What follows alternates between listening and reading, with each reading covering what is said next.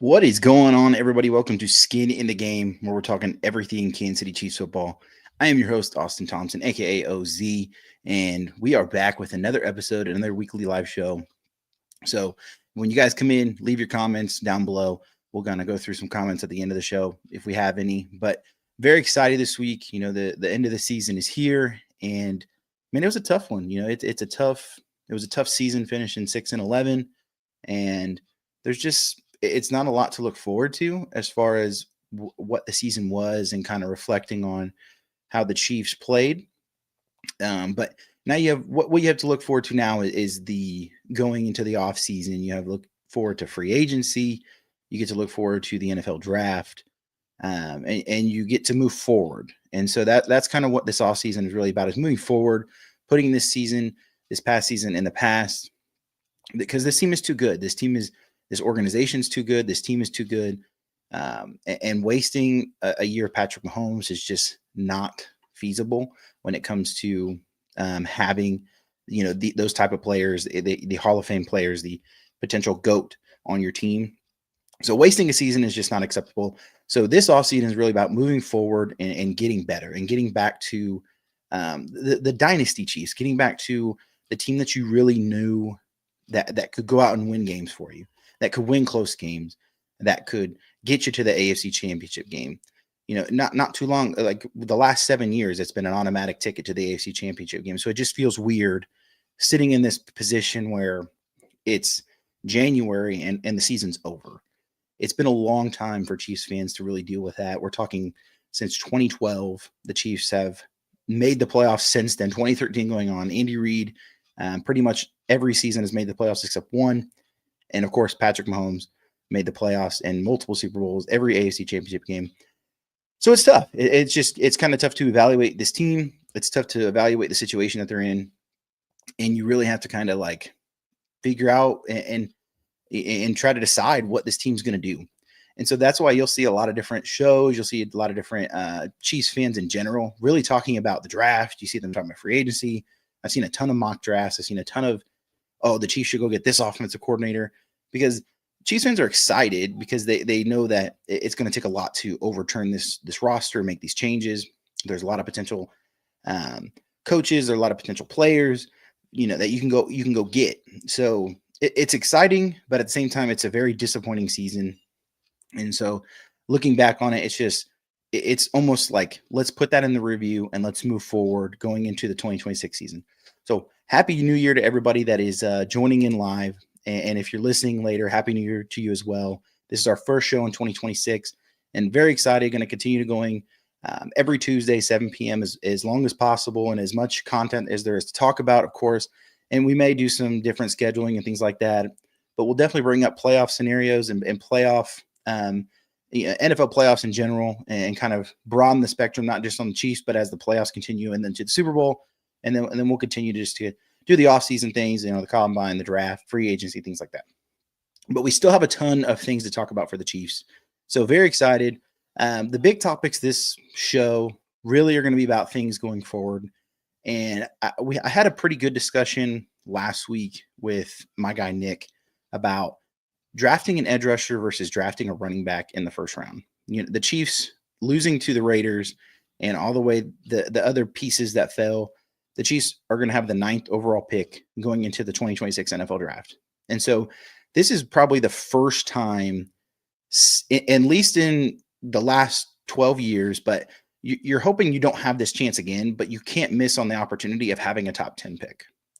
And it's been a long time. I mean, since the Chiefs traded up to get Mahomes, since they've had a top 10 pick.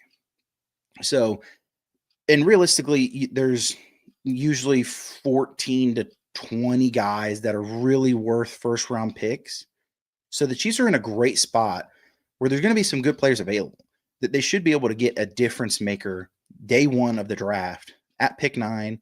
Or if they feel like they can't, they can still trade back and get, different playmakers, things like that, gain more assets, gain more picks. So they're in a good spot. They're in a good spot in the NFL draft. And losing to the Raiders was key. Just we can briefly talk about the loss to the Raiders. Chiefs losing 14-12. It was kind of like one of those. It felt like you were watching a high school game that's just like, what are we doing? Like, what is going on with this team? The Raiders are just as bad because they were trying to win the game, and the Chiefs were kind of like fake winning, but knew that they wanted to lose.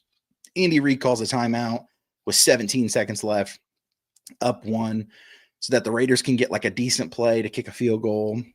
So it's like the Chiefs want to lose, but they don't want to purposely lose or tank, but they're trying to lose. And then the Raiders are just so bad that they're trying to win, but they're just horrible. So the game was just, it was not fun to watch, but I won't lie saying I jumped up screaming when Daniel their kicker, whatever his name is, Daniel Carlson, I think, or whatever, kicked the 60-yard field goal to put them up. And it just felt like I gave it that fist pump. I was like, boom, because it's just like I wanted the Chiefs to lose. And it sucks saying that, but I did want them to lose so they can get the 9th overall pick, because that was just the way that the table told. They had to lose or they were going to end up with pick 11. And you're out of the top 10 at that point. And pick 11 is still fine, but pick 9 is just much better. You have more options and you can get closer to those blue chip prospects. So, but, kind of going forward, there's been some news recently, and we'll start off with, let's start off with the Matt Nagy news. So basically, Matt Nagy is starting to interview for some head coaching jobs, and that was kind of obvious and kind of talked about all season. On this show in particular, we mentioned that we felt like Matt Nagy was the scapegoat, and Andy Reid kind of deserves a lot of the blame when it comes to the Chiefs' woes and the Chiefs' issues. So Matt Nagy is out getting head coaching jobs, and it really seems like, just from reports and things like that he's going to be the Tennessee Titans head coach. They've taken on some other coaches for interviews. I think I even saw Spags got an interview as well with Tennessee Titans. But realistically, just from connections and things like that, I think Matt Nagy is going to be the next coach for the Tennessee Titans. So what does that mean for the Chiefs going forward into the next season for offensive coordinator? So I've kind of made a list, and there's a lot of buzz going on right now about it. Again, just with a lot of this recent news, there's a lot of teams that are firing. It's called, they call it Black Monday in the NFL because there's no Monday Night Football, and the season ends, and everybody kind of cuts off and starts firing head coaches, offensive coordinators, defense coordinators, all that. They just start firing everybody, GMs. You've seen the Atlanta Falcons clean house.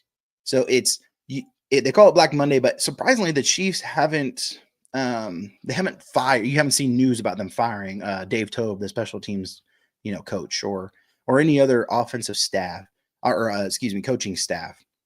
They haven't fired anybody. And so it's interesting, but it's kind of like, are they taking their time with it because they want to evaluate? Or you really felt like they were just going to, after like Matt Nagy gone, fired, see ya. Not even interviewing, just you're fired, gone. Or like I said, Dave Toub, gone. There was expectations, at least from Chiefs fans, that a lot of coaches were going to get fired, and you haven't seen that yet. So, but we know Matt Nagy's pretty much gone. Pretty much it's a done deal. He didn't re-sign his deal. And so he is just going to choose to either make a lateral move and go be an offensive coordinator somewhere else, or he'll get a head coaching job. So I want to talk about a few replacements, so a few guys that could possibly come in as the offensive coordinator and help Andy Reid turn this offense around. Of course, we know that they need playmakers that they need to add in the draft or in free agency. There's a ton of, different pieces that they need to add, but they do need to bring in a nice head offensive coordinator. They have to bring in somebody that can bring different, their different perspective on offense to Andy Reid, so that they can collaborate together to change up the offense, because the offense has been predictable. Andy Reid has been predictable when it comes to his offensive plays. So you really need to find an offensive coordinator that, one, can bring difference. You want somebody that can bring in better and just different plays, different ideas. And two, they got to have Andy Reid's trust to be able to take over that offense. Again, we talked about last week that Andy Reid has to be able to give up the offense. He has to be able to be like, look, I'm at that point. I need to be a coach that rallies these players, and I can't control everything. And it's time for him to find a guy on the offensive side.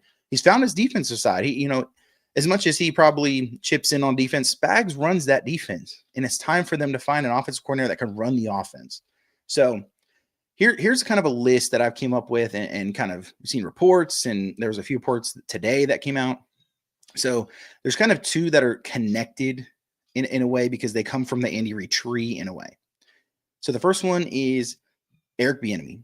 That's probably the most popular one, I would say, for Chiefs fans. And the reason why is because the familiarity, if that's even a word, of Eric Bieniemy.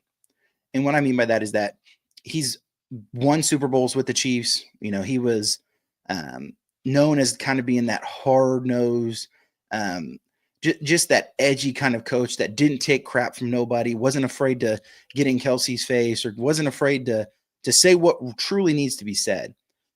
And so it was a rocky kind of ending, and you weren't sure if the marriage of Eric Bieniemy and the Chiefs organization could go forward. It was kind of an ugly leave. He left, tried to go get a head coaching job, didn't work out, and he's kind of bounced around a little bit, and it's worked out great. He's currently with the Chicago Bears, who made the playoffs, and he's their running back coach, and they've had a great running game this year. And so it's possible for a nice reunion with Eric Bieniemy, but it's not what I would choose. But it's an option. It's an option because you know what you're going to get out of him, and you know that he can still bring that offensive mind and change up things. The other one that's kind of a connected choice is Giants interim head coach, who he's out looking for head coaching jobs and different coaching jobs, but Mike Kafka. Mike Kafka, he's a former Chiefs assistant under Andy Reid. Again, he has strong scheme and relationship fit with Andy Reid. He's been there before. So it's kind of like just a connection hire more than you're going out and taking a swing on a guy that can take over the offense. I don't hate that if the Chiefs do end up choosing either Mike Kafka or Eric Bieniemy, but it's just not what I would personally do. I think that this team's at a point where they have to make a huge change, not just minor changes. I think if you see the Chiefs making minor changes, most likely they think that they're better than they are.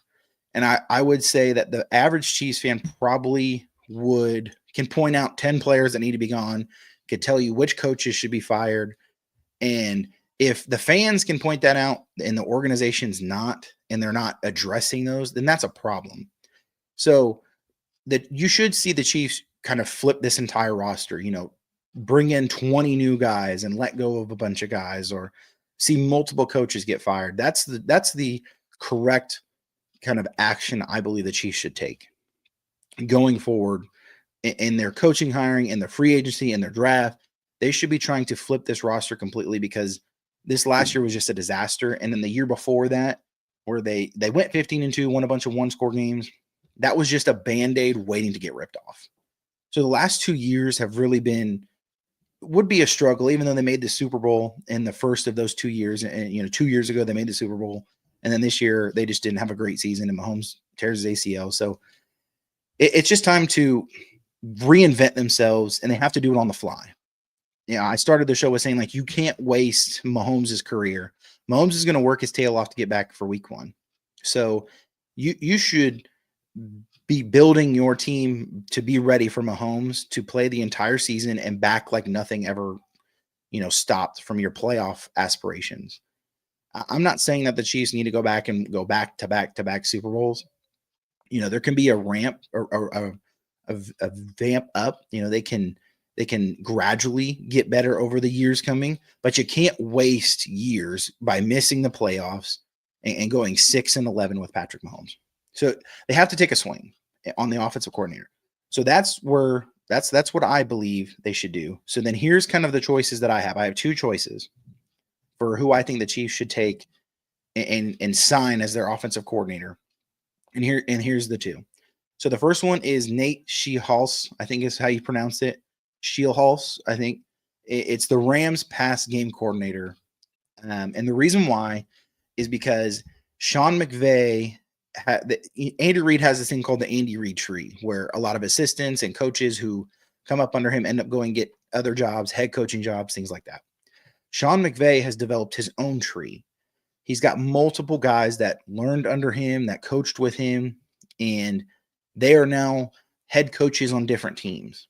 So I would like to see this pass game coordinator who knows Sean McVay's offense, knows the West Coast offense, has a completely different mindset than Andy Reid, come in and be able to mix his ideas with Andy Reid's ideas. Both can come together and develop a new style or a new playbook, whatever it is, because it's just a fresh set of eyes and just a different perspective.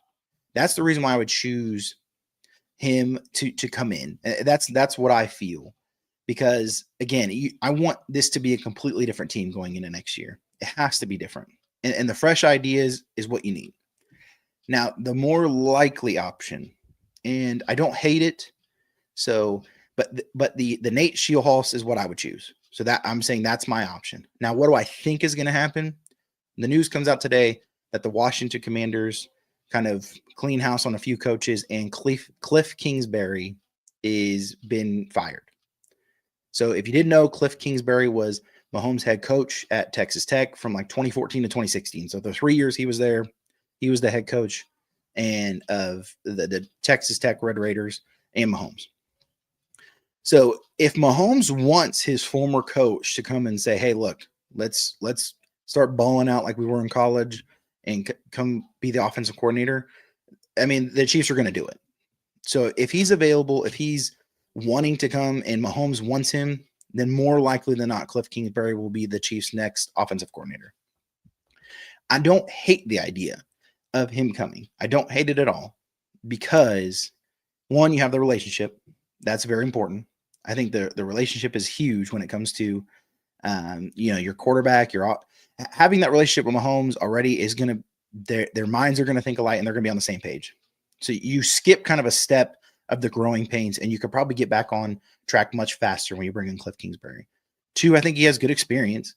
I mean, he's coached at many different levels on higher, good organizations. He was on a playoff team with the NFC Championship game last year with the Washington Commanders. So he has experience. But three, he does have a different style still than Andy Reid's offense. He doesn't come from an Andy Reid tree or an Andy Reid style of offense. So you're still getting that different mind, but there's a little bit of bonus to bringing Cliff Kingsbury in because of the relationship with Mahomes. Again, that's not my choice. That's just what I think the Chiefs are going to do. I think that they'll end up choosing Cliff Kingsbury if he wants to. If not, if he feels like he can go get a head coaching job and he can go interview for that, then more power to him. But realistically, getting fired means you're probably going to make a lateral move. You're not going to get promoted. So don't be surprised if it's Cliff Kingsbury. That's my number one runner. But I really like the idea of Nate Scheelhaase, the pass game coordinator from the Rams. Their offense is just a good mixture of run game, play action, and Mahomes and Matt Stafford have similar styles, similar arm strength, similar ball placements, things like that. So it'd be a good transition for him. And I think it just gives you a bunch of different, you're bringing like two different offenses together, and it could just get really crazy. And Andy Reid could just it's like he's got a new shiny brand new toy, and he can just go crazy with these play calls, draw up some crazy things, and still be able to establish the run. And I just think it's the better pick. I just think it's the more kind of you're getting the biggest spectrum of two different ideas coming as one. But I don't hate the idea of Cliff Kingsbury. So don't be surprised if that's the case. So that's what I think about the offensive coordinator. Matt Nagy, again, interviewing for the Titans, probably going to get the head coaching job. He's definitely probably gone. It's not official or anything like that, but him not signing his extension really makes it official.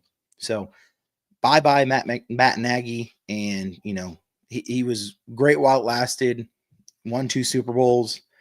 The offense did decline with him, but you can't argue winning 2 Super Bowls. So thankful for what he did, but it's time to make a change. So let's move on to the topic of McDuffie.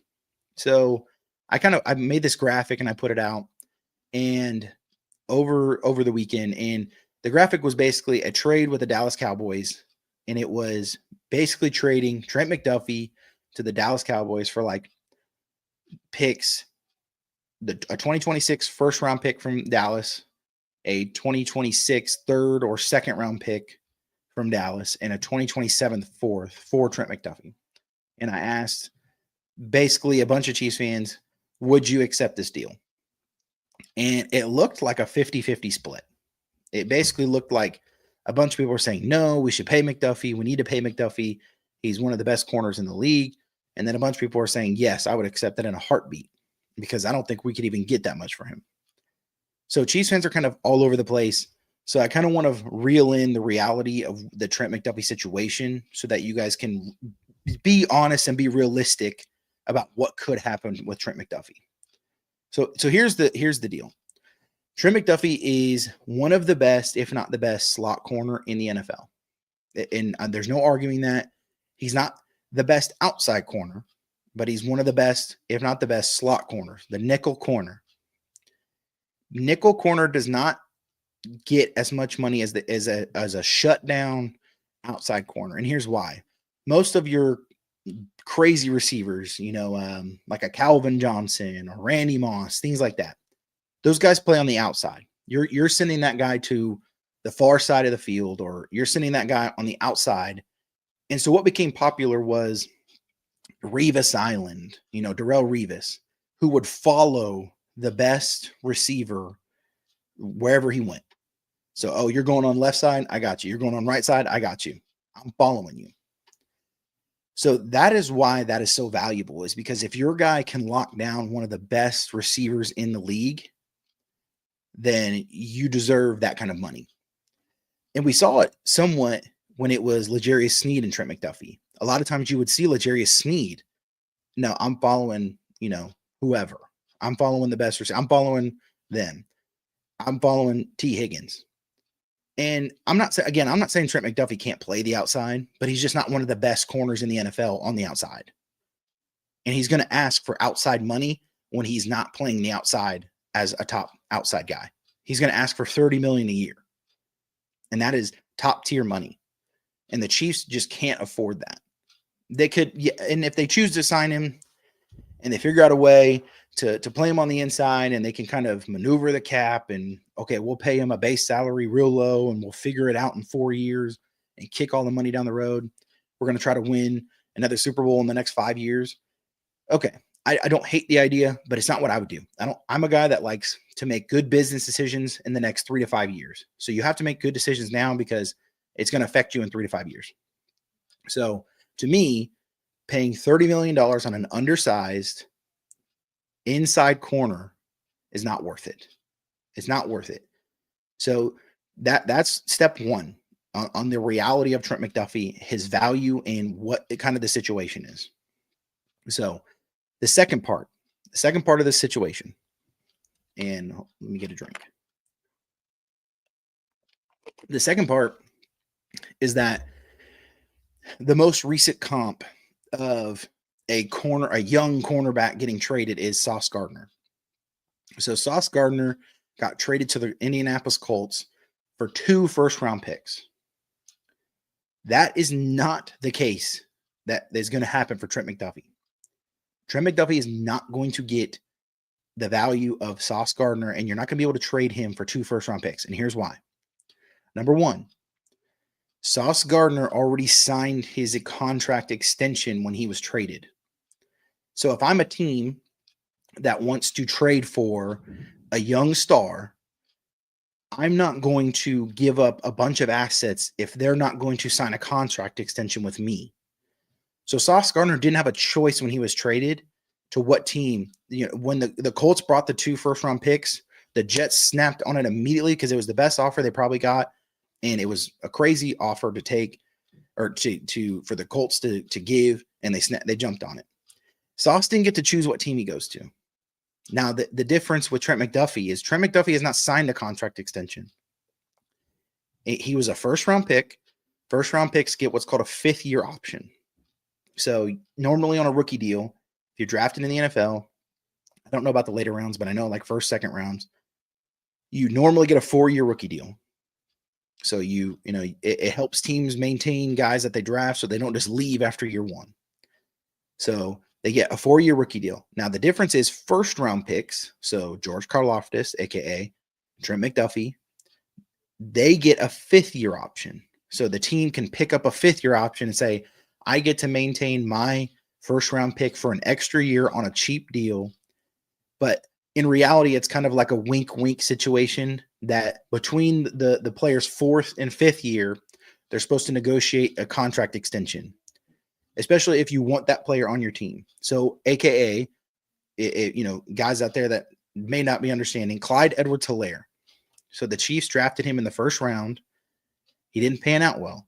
The Chiefs still had him all 5 years of his 5-year rookie deal. They picked up his 5th-year option, but they did it because it was a cheap contract. But they didn't give him a contract extension, and that's why he walked. And he went to New Orleans and then came back. But so the idea is that Trent McDuffie is not a controllable asset because he's looking for a contract extension. So let's say the San Francisco 49ers called the Chiefs, and they're like, we want Trent McDuffie, but Trent McDuffie doesn't want to go to the San Francisco 49ers. Okay, we'll trade, but I need a guarantee. The Niners are going to say, John Lynch is going to say, I need a guarantee that Trent McDuffie is going to sign this contract extension. And if Trent McDuffie's like, no, then his value has gone down. His value is not as valuable because they can't control it. So if they're going to trade for him, they're trading for what's called a 1-year rental. Or if they try to convince Trent McDuffie to sign the extension when he gets on the team. So in a sense, it's going to have to be a team that Trent McDuffie almost chooses, in a way. He's going to have to choose what team, because part of the transaction is I'm going to sign a contract extension with them. Now, it's going to be boatloads of money, and Trent McDuffie might not care what team he plays for. But there is a certain level of, you have to keep that in mind when it comes to value, when it comes to what teams he can be traded to. There's a lot of different scenarios. So I just want you guys to be realistic and understand the situation that Trent McDuffie's not going to command the same money as top edge or top outside corners, and he doesn't hold the same value when it comes to being traded this offseason. So what I've done is I've come up with 4 different options that I think are realistic options that you might see, and you probably will. If I had to put my money on it, I believe the Chiefs are going to trade Trent McDuffie, especially the way Noah Williams has played, especially the way that Christian Fulton played the last few games. Those are 2 good building blocks, and you could bring back Jalen Watson or, bring in another guy in free agency, whatever you got to do. But realistically, you have good options. And so Trent McDuffie hasn't played the last few games, and your defense has played very well. So here's kind of the 4 scenarios, and here's how it breaks down. So there's a thing, Jimmy Johnson, former quarterback, has a kind of a formula that kind of calculates basically what a guy's worth, the value. So Jimmy Johnson basically values Trent McDuffie at a 1070 to 1090 score. And so what that equates to is essentially, depending on the team, depending on the pick, things like that, it basically equates to like a 1st-round pick and a 2nd or 3rd-round pick. It basically equates to like a top 20 pick and then a top 70 pick. So that is essentially what the Chiefs will be able to get. And there might be some back end, like 6th round or 7th round, or you might see like, again, a swap on a 4th round, something like that. You might see something like that, but realistically, Trent McDuffie will have a value of a 1st-round pick in the top 20 and then a 2nd or 3rd-round pick, top 70, depending on the team. So here are my scenarios, and you guys let me know, comment down below what team you guys think Trent McDuffie will get traded for. But here are my scenarios that I think that the Chiefs will pull a trigger. 1, because you don't want to just send them to anybody, especially when you can control. You're not going to send them to Denver. You're not going to send them to the Bills, things like that. But 2, the criteria was the teams had to have 2 first-round picks, because in my opinion, I don't think a team that's in the top 11 is going to give up a top 11 pick to trade for Trent McDuffie unless they have another 1st-round pick, because you still want to get those young blue chip players. You still want to get those smaller contracts on your books because you can control them for 5 years. So my first criteria was the team had to have 2 first-round picks this year. And I think the Chiefs aren't trading Trent McDuffie for a 2027 first-round pick. And if they do, I think that's stupid. You need to trade it for a 2026 first-round pick because you need players now and you need to get going now. So here is some of the teams that I chose and kind of the scenarios. So scenario 1 is the New York Jets. So we just talked about Sauce Gardner getting traded, and they got 2 first-round picks for him, a 2026 and 2027. This isn't a horrible option for the New York Jets because they could get a guy that they can control, and they might like Trent McDuffie better than Sauce Gardner. but it's not an option I think is realistic, but they fall in the criteria. They have 2 first-round picks. So the Jets is an option, but it's not a realistic option for me. Now, I don't necessarily see them taking that trade, especially because they just traded Sauce Gardner.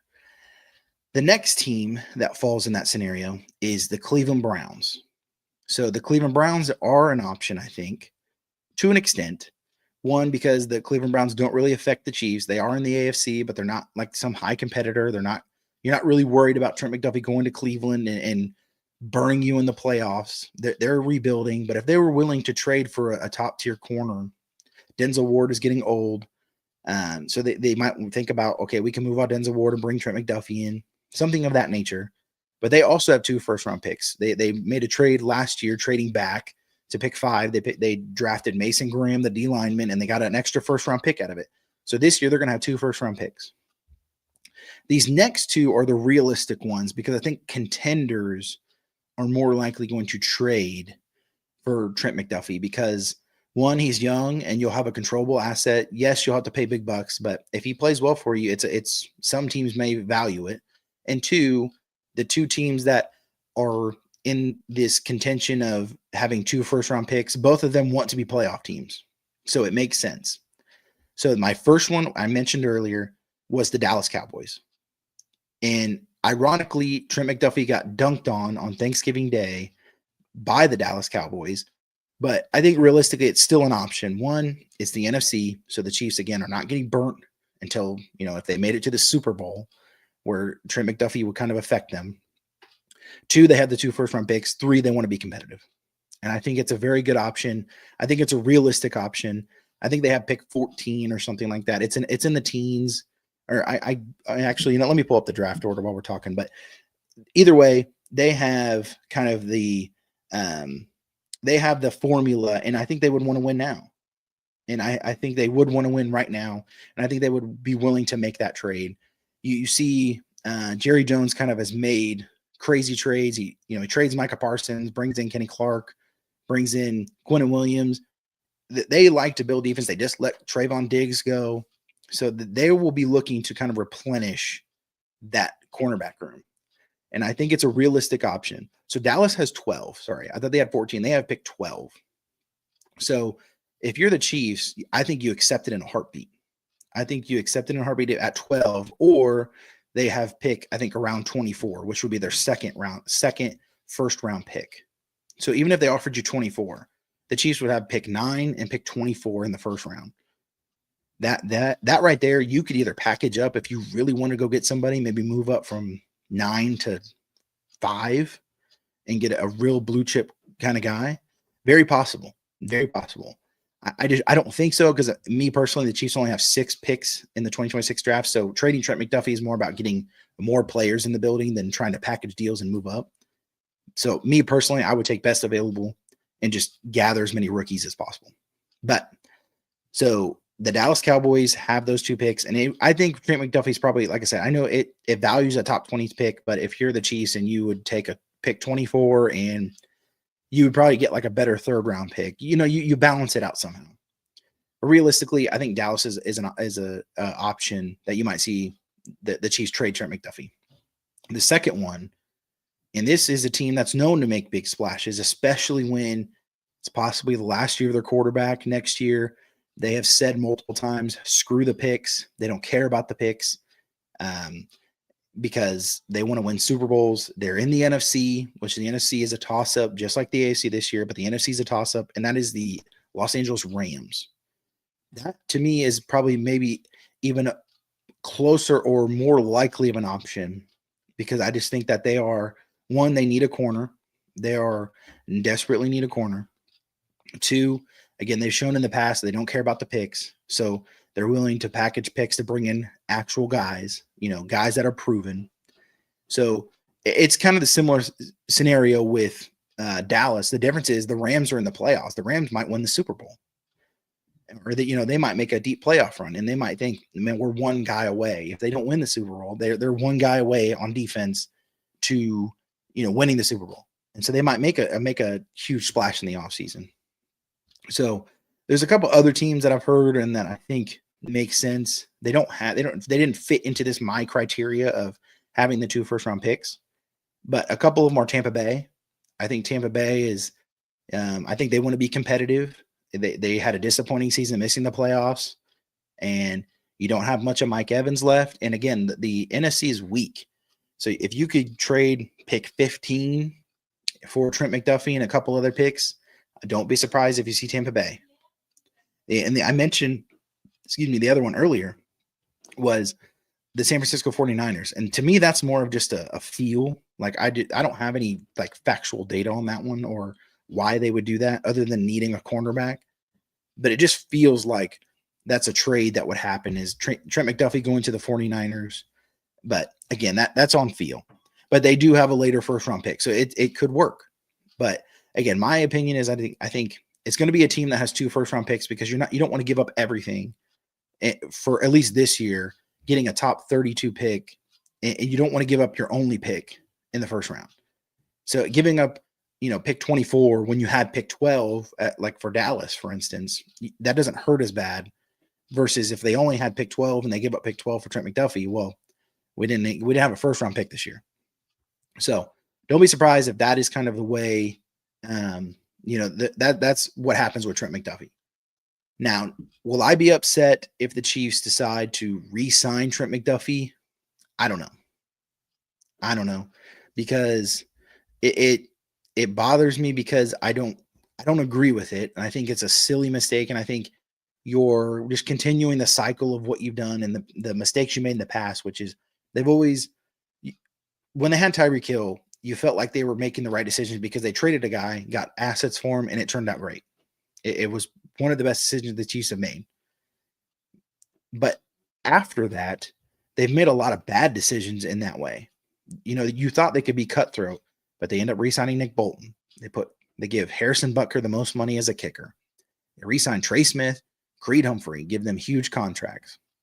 Some of these guys, they shouldn't have got re-signed, or you could have brought in cheaper contracts and figured it out. And the ideal, in looking back 2020, the ideal was that you were going all in for the three-peat. You were trying to make history. But now you're not making history. You're trying to get back on the wheel. You're trying to get back on track. So you can't make the same mistakes. And a mistake to me would be signing Trent McDuffie. A mistake to me would be honestly bringing back Travis Kelce on a huge deal, or thinking that he can make $18 million a year or 15, whatever it is.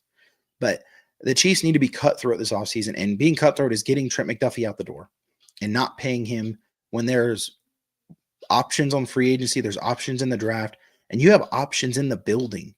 I think Jalen Watson probably deserves more money not more money. Sorry. I think Jalen Watson deserves the money from the Chiefs more than I think Trent McDuffie does. One, because Trent McDuffie has the value, but two, I think Jalen Watson played great.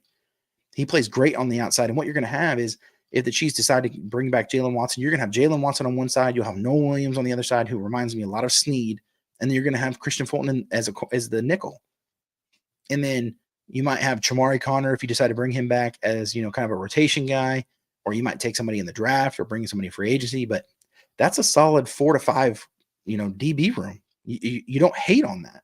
Yes, it's not the best. It's not like Jerry Snead and Trent McDuffie, but you can't have the highest paid guy at every position. Like, Mahomes is going to make $78 million a year, and we got to figure out how to get that down. Chris Jones is bringing him $45 million a year. Harrison Butker is the highest paid kicker. Like, you have to figure, you can't re-sign everybody, and they can't be the best player at every position. That's what the salary cap is for. Yes, the salary cap goes up every TV deal or every year, whatever it is, but you can't just pay everybody. You have to figure out where you can squeeze the most out of a guy that is underpaid or not paid very much. And so, like, next year, Jaden Hicks, he's going to have to step up. Brian Cook, as much as I loved him, and I think the Chiefs, me personally, I would re-sign him. I don't think they're going to re-sign him because he's going to be too much. He's going to ask for $15 million a year. He's going to ask for a lot. And so, and Jalen Watson might not be unsignable or re-signable either. He might be asking for too much. So there's just, you got to get assets. And at some point you have to not necessarily restart, but Veach has been known to rebuild these rooms immediately. So when it was the Tampa Bay Buccaneers Super Bowl versus the Chiefs a few years ago, the O-line was horrible. Veach went out and rebuilt the entire thing immediately. Now we're seeing the D-line. The defensive line was terrible this year. And don't be surprised if you see the Chiefs take a defensive tackle, edge, they go sign a few guys, and they've rebuilt this defensive line where, boom, they're back. Chris Jones is back to being Chris Jones. George Karlaftis takes a step, and they've got all these different guys, rotations, all that.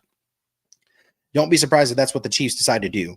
But then you're gonna have to do the same thing eventually, probably in a few years when it's cornerbacks, because you can't have all the best cornerbacks in the world, and you'll eventually have to rebuild that room. So it's a continuous cycle.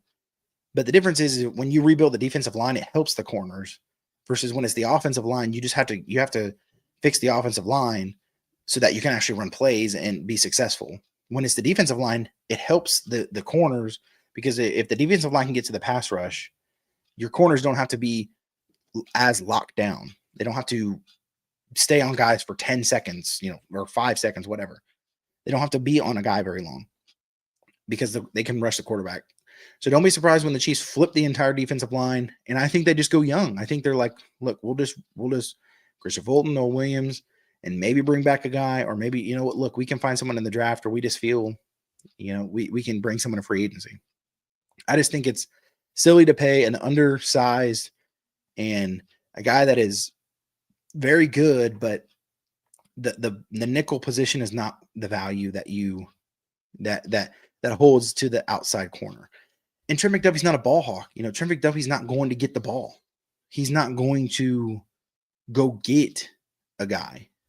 He's not going to get an interception. He doesn't do that. It took him like 3 years to get an interception. It's one of those things. It's like he's not getting you the turnovers. And so that's why it's not worth it. To me, that's why it's not worth it. So that's the McDuffie value. And I think that is just kind of, don't be surprised. And let me know in the comments what you guys think.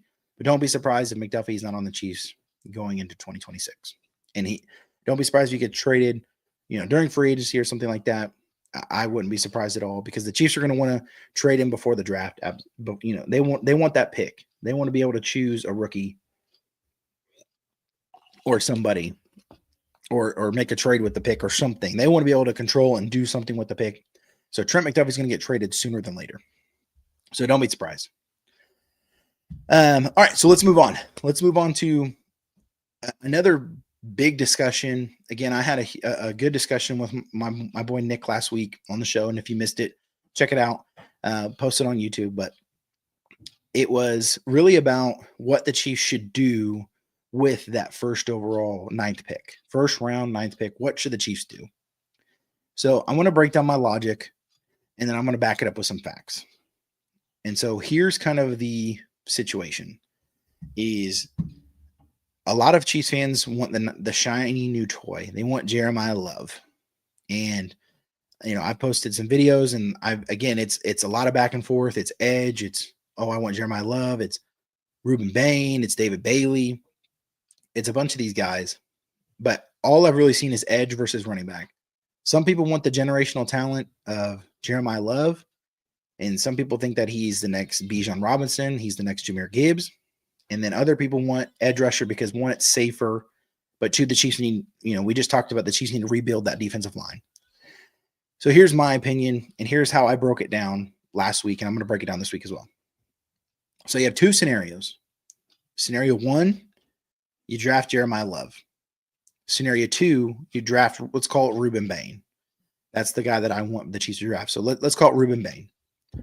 Let's say, these parallel worlds, they both have, call it an A, let's call it a B plus career. They're both B plus players at those positions.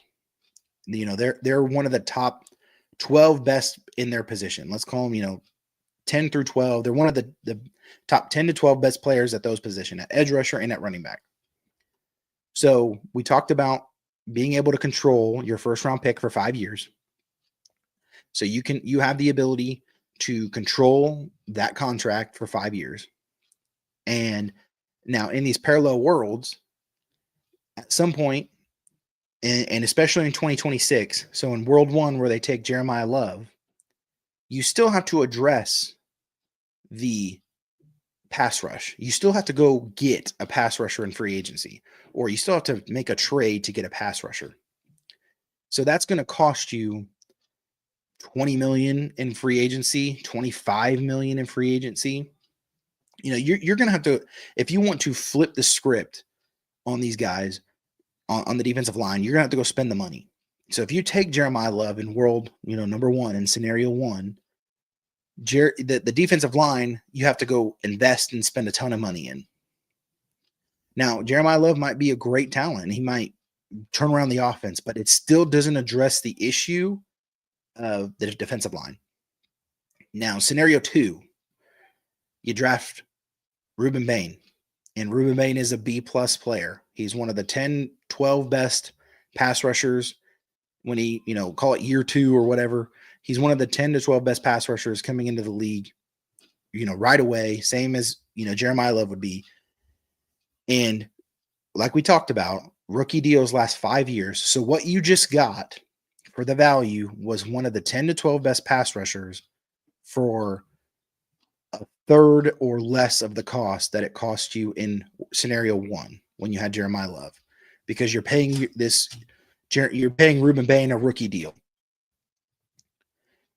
And yes, in this scenario, in the Ruben Bain scenario, you have to go address the running back room. But guess what? Running back is a third of the price. Like I mentioned last week, one of the best running backs in the league, Saquon Barkley, makes $13 million. There's edge rushers who make $20 million who shouldn't even be on the field. The price difference is the problem. If the Chiefs had a pass rush, Jeremiah Love would have been absolutely the number one choice, and no doubt about it. But in my opinion, it's got to be Ruben Bain. And here's some facts to back it up. Here's some facts to back it up. So starting in 2021, the last 5 drafts, here are the running backs that were drafted in the first round. Okay. So 2021, Najee Harris to the Steelers at pick 24.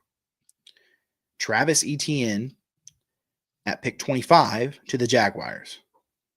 2022, none. No first-round running backs. 2023, Bijan Robinson to the Falcons at pick 8 and Jahmyr Gibbs at pick 12 to the Lions. Those are obviously hits. They're 2 of the best running backs in the league. Those are the outliers in this scenario. Pick 2024 or year 2024, no running backs drafted in the first round. Year 2025, so last year, Ashton Jeanty at pick 6 to the Raiders and Omarion Hampton to the Chargers at pick 22. So there's only been 6 running backs in the last 5 years to be drafted in the first round. The first 2, Najee and Travis Etienne, solid careers, but they're not worth first-round picks. I think everybody can agree. The next 2, Bijan and Jahmyr, they look like to be worth it. They look like that they're going to be probably 2 of the best running backs over the next 5 to 7 years. And, going forward, they're going to be number 1 and 2 as far as best running backs. And then 2025, Ashton Jeanty and Omarion Hampton, still to be determined, but Ashton Jeanty didn't have a great rookie season. Okay, he was just under 1,000 yards, and Omarion Hampton got hurt. But either way. Now, here's the list of first-round edge rushers. And again, there's more data on the edge rushers, but this is the point of the value. And I'm not going to go through every list. I'm just going to kind of read off some of the bigger names. 2021, you have Jalen Phillips. You have Gregory Rousseau. You have Odafe Oweh. 2022, you have Aiden Hutchinson. You have Kayvon Thibodeau for the Giants. You have Jermaine Johnson to the Jets. 2023, you have Will Anderson, Tyree Wilson. You have Will McDonald, Nolan Smith. You even have Felix and Duke Uzama for the Chiefs. You have Nolan Smith. 2024, you have Dallas Turner, Jared Verse. You have Darius Robinson. 2025, you have Abdul Carter. I mean, these are guys that were taken top in the first round, top 32 guys. I mean, just in the last 5 years, you have 5, 10, 15, over 25 guys drafted in the first round in the last 5 years as edge rushers. These are just DNs, edge rushers, guys going to get the quarterback, outside linebackers, but guys that are rushing the passer. So yes, there may not be as many hits when it comes to the edge rusher, because some of these names on here, Peyton Turner, who is that? Or, I even missed George Karlaftis, 2022. I mean, he's first round pick, but you have like Miles Murphy, guys that you haven't heard of. So yes, there's a possibility that Ruben Bain doesn't pan out to be, or there's a possibility that David Bailey doesn't pan out to be a top tier edge rusher, but it's worth the risk because there's 4 or 5 top rushers in the last 5 years in this that were drafted with Will Anderson. You saw Jared Verse, you saw Aiden Hutchinson, Kayvon Thibodeau has been really good. So it's worth the risk of drafting Ruben Bain, especially when that defensive line is the reason you need to flip the script, because they were horrible. They were not good. And if you could get George Karlaftis, Ruben Bain, and then let's say, Ormond Lott comes back from his injury, he's ready to go. And then you've got a Ruben Bain on the other side, and then you're mixing in Ashton Gelati and some other guys that you pick up in free agency. That is a real legit defensive line. Now, if Jeremiah Love comes in, sure, but you still got to go get a backup running back. You still have to go acquire somebody in free agency. And reality is you can go get, let's look up the free agency list for running backs. Let's look up 2026 NFL free agent running backs. And let's see who's available. Because this is from Fantasy Pros. So here is the top running backs available. Number 1, Breece Hall, a guy that the Chiefs were trying to trade for during the season, but weren't willing to give up a third-round pick. They wanted to give up a 4th. He's available. He'll probably request $15 million at most. 13 to 15 million. And that's a guy that's proven. You don't know anything about Jeremiah Love other than that he seems to be like he's going to be one of the next best talents. But in reality is Breece Hall's proven. Kenneth Walker, who is splitting carries with Zach Charbonnet, had a great career. I don't personally want Kenneth Walker, but he's not a bad option to get in free agency to help you with that running back room. You have Travis Etienne, who we just talked about, one of the first-round picks from Jacksonville. He's available. You have Javonte Williams from Dallas. He's okay. Rico Dow, who has had a great turnaround in Carolina. You have J.K. Dobbins. I wouldn't take him because of injury, but he's available. And I mean, there's still a ton more. You have Tyler Algier, who personally I think is a sneaky pick. As instead of bringing back Kareem Hunt, I think they should bring in Tyler Algier. He's a bigger body, a guy that you can put on the goal line, short down back. Me personally, I see a lot of people talking about Kenneth Gainwell recently from the game with Pittsburgh. He seems like could be like a sneaky pick for the Chiefs to pick up. Rashard White recently posted that he's out of Tampa Bay. I don't hate that idea. He reminds me of a little bit of a better version of Jerick McKinnon, a better running version, but very good out of the pass. So, I know the Chiefs have Rashard Smith, but they want to bring in some veteran presence. You might go get Rashard White. And there's a ton of other guys like Brian Robertson Jr. from San Francisco or Michael Carter from the Jets. There's a ton of options available in free agency, and especially when the top free agent wanted to come play for you and was hoping that you traded for him, and now you have an option to sign him free agency. Yes, you got to clear up cap space, all that, but it's probably a pretty good chance that the Chiefs can get Breece Hall and get him for a decent deal instead of having to give up that third-round pick. Now you just waited. The season was a waste anyway. You didn't have to give up a third-round pick, and now you're going to be able to bring him in a free agency. And now you've solved your running back. Breece Hall is a every down back. So you don't have to necessarily go get another top-tier guy. You want a short down back, and then you would have Rashard Smith be your, mix it in, third down kind of guy. But Breece Hall is an every down back.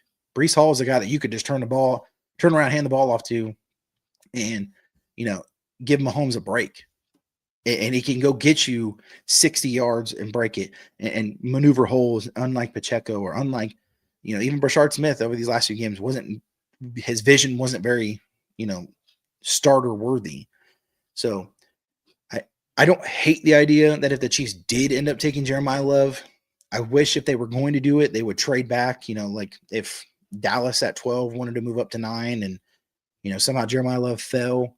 That's what I would personally, if they were going to do that. But I think it's just the value of having that top 10 pick. You can't miss. You can't miss on the pick. You have to have a top edge rusher or a top D lineman. The guy has to be able to play for you for the next 10 years, and you can't miss on it. This isn't a late first round pick. You're talking top 10. So you can't miss.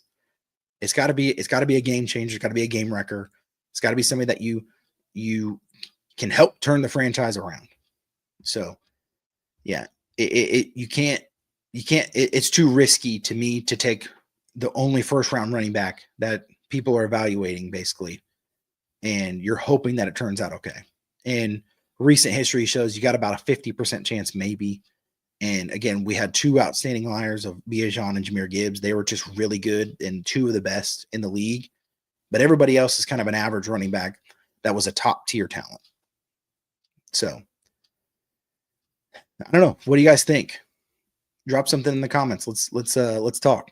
What are your guys' kind of Chiefs hot takes for the season?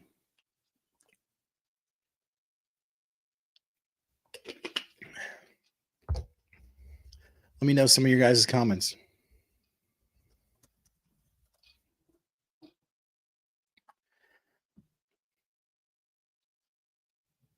Give me your guys' hottest take for the season or going into next season. What is your guys' kind of hottest take when it comes to the Chiefs going into next season?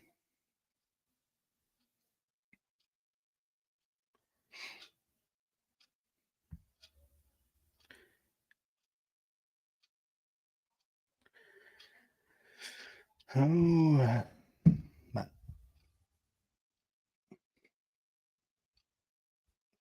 because mine is, again, I think I said this last show, but my hottest take is that I think Andy Reid should have got more blame and should be held more accountable.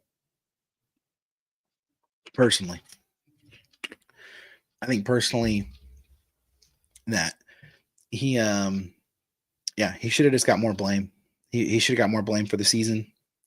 I think Matt Nagy was the scapegoat, and I think that I just think that he got more. He should have, he should have taken more of the blame. That's just kind of how I feel. It's just what I'm thinking is that he let Matt Nagy fall, and I think they did him right by they just kind of parted ways and they didn't fire him necessarily, which is good. But just being truthful, that Andy Reid deserved way more blame than what he's given. And don't be surprised if the Chiefs, they said it on 96.5 the other day, and I couldn't believe it, but it might be true that if the Chiefs have another bad season, Patrick Mahomes might be looking to get out. It's crazy to say, but if Patrick Mahomes wants to be the GOAT, like you can't have two bad seasons in a row. Like you can't miss the playoffs twice in a row. So the Chiefs don't do something now, immediately flip the script. You might see a very mad Mahomes. You might see a very mad, it might be very, it might be a tough situation for Mahomes. It might be a situation where, it's he might have to. He might have to make a choice. He might have to make a choice if he wants to continue. If the Chiefs don't make enough offseason moves this offseason, do you think that he's going to stick around for that? And yes, I understand he's invested in Kansas City. He's part owner of the Royals. He's got all these investments in sporting, and he's just you don't think a guy like that would leave. But if the Chiefs don't make moves, and again, I'm not saying they have to make Super Bowls, but they can't miss the playoffs. There is a line you have to draw. There is a line that you have to draw. So if they don't make the playoffs again, don't be surprised if you see a very upset Mahomes. And don't be surprised if you see a frustrated front office. And that's why a lot of Chiefs fans are talking that they're going to flip the entire season. They're going to flip the going into 2026. That team's going to look completely different because you can't waste it. You can't waste any more time. you can't waste any more time. That's the problem. Is you've only got Mahomes has probably only got, I don't know, 7 years of like very good play. I mean, we're talking he's 30. So like I don't expect him to even play into his 40s. I mean, if he's going to, if he's going to, he's not going to do the Tom Brady aspect, play till he's 44. I mean, I would highly doubt that. And maybe he does, but I just would highly doubt that. But if he did, then, you got more time. But I think realistically, you've got a good 6 years of like prime Mahomes-esque, as long as he comes off his, ACL, LCL fine, and he comes back as a, playing at an elite level. If he doesn't come back, then I think more than ever, the run game, if he doesn't come back at that elite level, I think more than anything, the run game is the most important thing. I think it's just crazy that that you're going to see, and I'm surprised none of the Chiefs coaches have been fired yet, but you should see that a lot of guys, and I've seen you, if you haven't, if you don't follow all the Chiefs players or kind of see anything, a lot of the guys have already kind of made their farewell posts, just across the way. Like I think I've seen Jalen Watson. Let me pull up his. I think Jalen Watson kind of made a farewell post, like, if this is it, I'm happy to, for this ride, but it's, I'm on to the next thing. So let me pull up his. So his said, him, and I think Leo Chenal even made one. They made one about, him saying that this was kind of the last moment. So he said, Chiefs Kingdom. This is Jalen Watson. So Jalen Watson posted this. This is from a few days ago, but a lot of these guys are kind of expecting like this, this might be the last ride. They're going into free agency and they might not be coming back. But, he said, if this is the last ride, I truly thank you for all your passion and support. You showed over the last 4 years, the best 4 years of my life. From the 7th round pick out of Augusta, Georgia, felt welcome since first day walking in the building. So, he's given his thank yous. And again, I think there was a few other guys too. So this team should just be completely flipped when it comes down to it. More than anything, this should be completely flipped, and the team you should see at least 20 plus guys gone. I mean, you should see, there should be Drew Tranquil should be gone. Mike Dannon should be gone. You should see like a ton of new defensive guys for sure. Absolutely.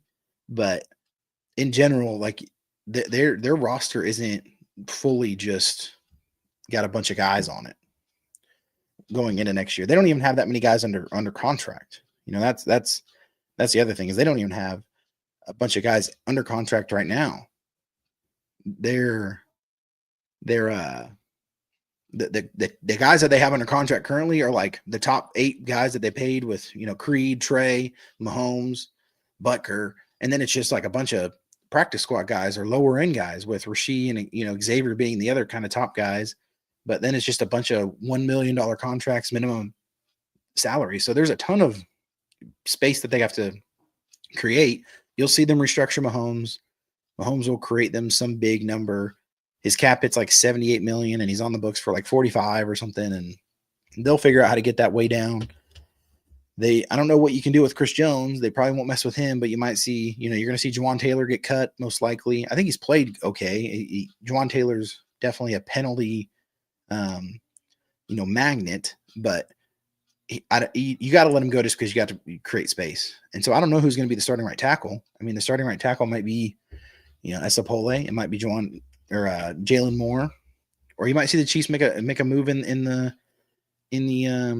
draft and maybe second, third round, they might go offensive tackle. I've seen a lot of comments that I was getting on those videos.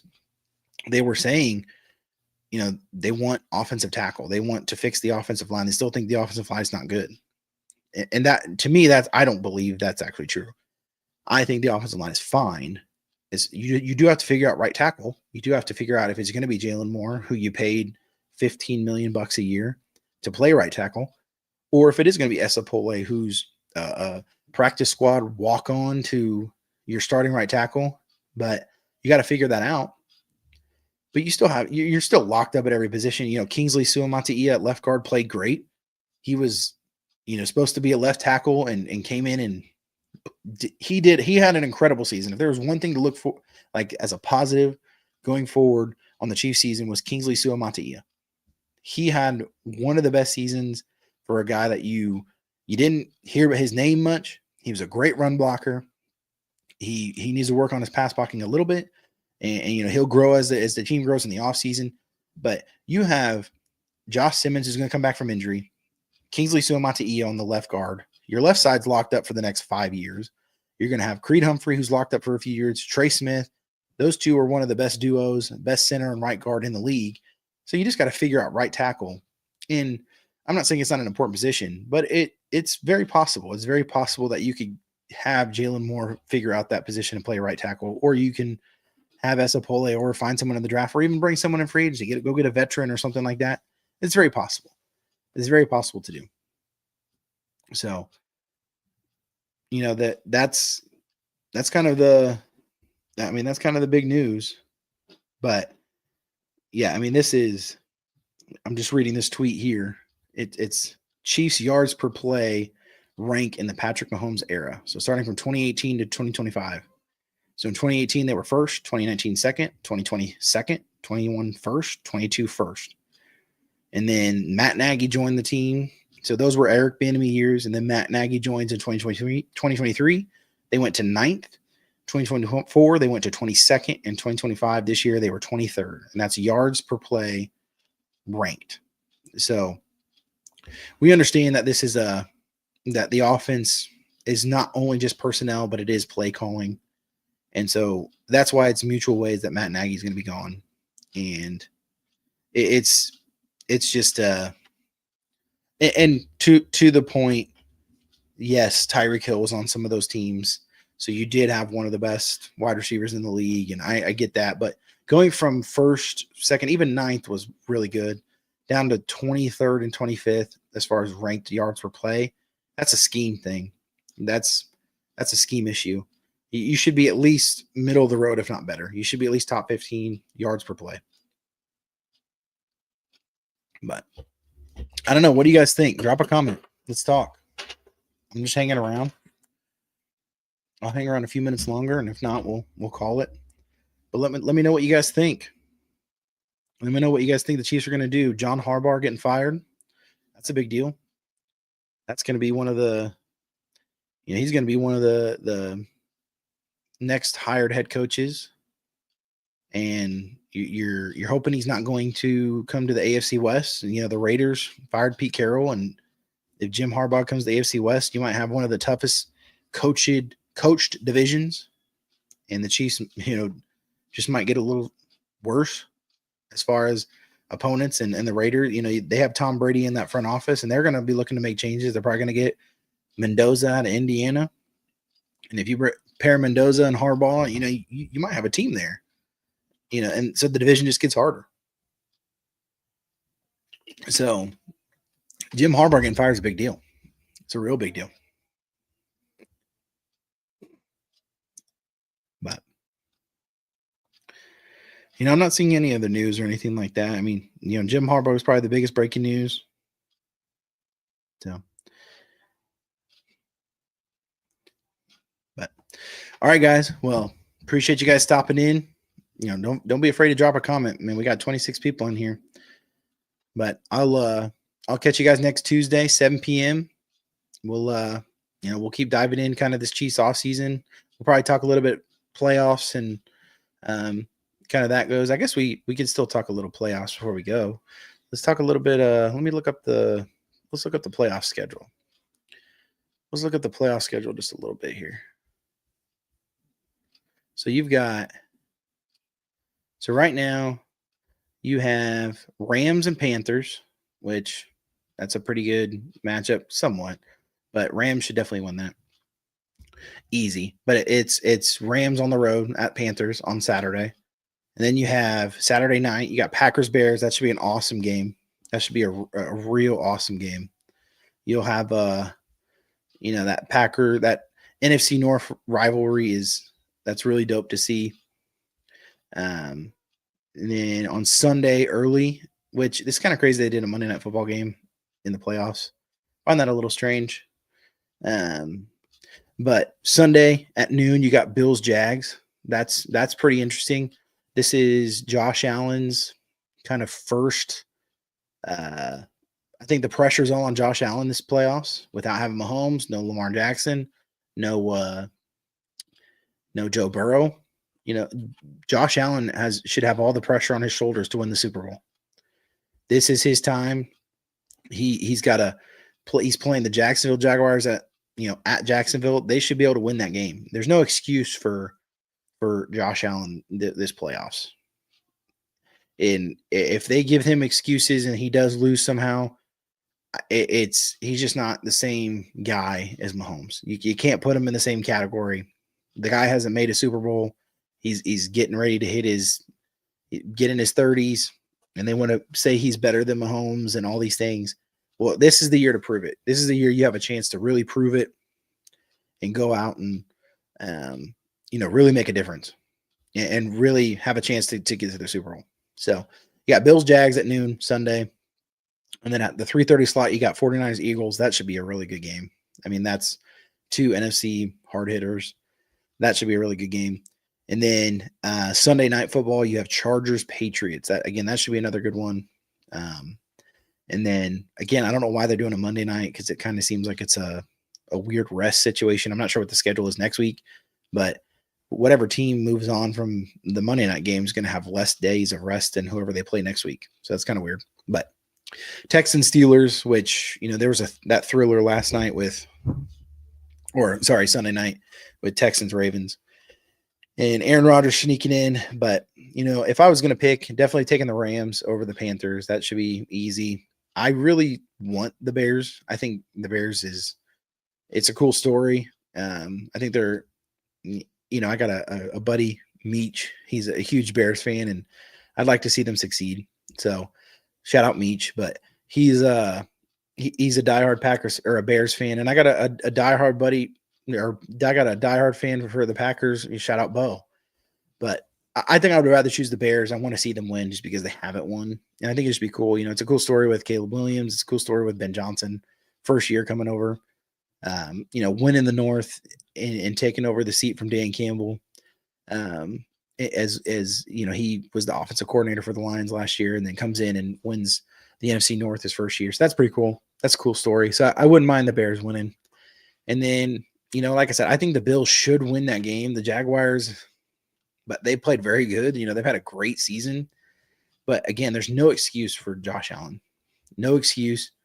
The Bills, I think, aren't better as in like team construction and just in general. I don't think they're better than Jacksonville. I think Jacksonville has a very good all-around team, and they showed that this year. They have a very good defense too. But it's just there's no excuse. Like the Bills should win. They should win. So then you got 49ers, Eagles. That one, again, that's going to be very interesting. Very interesting because it's one of those situations where you have, you have a very solid team in the 49ers who have been, made deep playoff runs the last few years. You've got the reigning Super Bowl champ Eagles. And so it's kind of like, I don't want the Eagles to win, definitely don't. So I would rather the 49ers move on. So I think I'd take the 49ers. And then you've got Chargers, Patriots. I think the Patriots win that. As much as the Chargers are a solid team and they had a good season and they're well coached. I'm not saying that it's going to be a runaway. I just think Patriots at home. I just think that they handle it. I think they handle business. And then the last game, Texans Steelers. The Texans should win that game. The Texans have they can make a hot run and go to the Super Bowl. They have a defensive winning Super Bowl or a Super Bowl winning defense, excuse me. And I just don't think Aaron Rodgers has much left.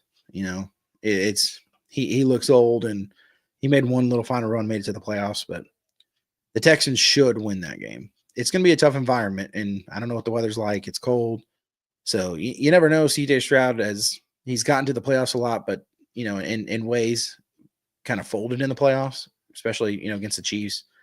But we'll see. I think that the Texas defense should be able to carry them, into the next round at least. So, all right. Well, appreciate you guys. We'll catch you guys next week, Saturday. We'll catch you guys next week, Tuesday, 7 p.m. We'll be talking more playoffs. We'll be talking more Chiefs football. Love you guys. Follow, kind of on all the social medias down below, YouTube and Instagram, TikTok, Facebook, SITG Show, Skin in the Game Show. Give us a follow and don't be afraid to drop a comment, guys. Love to continue conversations with you guys. So we'll catch you guys next week. Peace.